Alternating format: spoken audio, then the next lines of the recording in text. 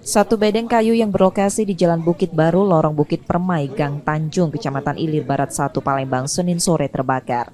Rumah bedeng yang berada di permukiman padat penduduk itu dihuni 2 keluarga.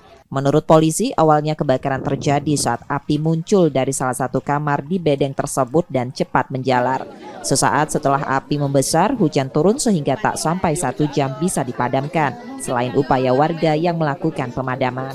Dugaan sementara kebakaran akibat arus pendek listrik yang saat itu pemilik rumah tengah mengisi daya handphone dengan tegangan tinggi. Tidak ada korban dalam insiden ini, namun seluruh barang hangus terbakar. Ada 2 pintu rumah, yaitu yang ditunggangi oleh penghuni, yang satu ditinggal oleh penghuni melaksanakan pekerjaan, yang satunya ada di rumah.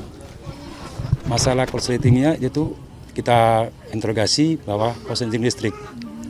Jadi sebabnya karena tegangan tinggi.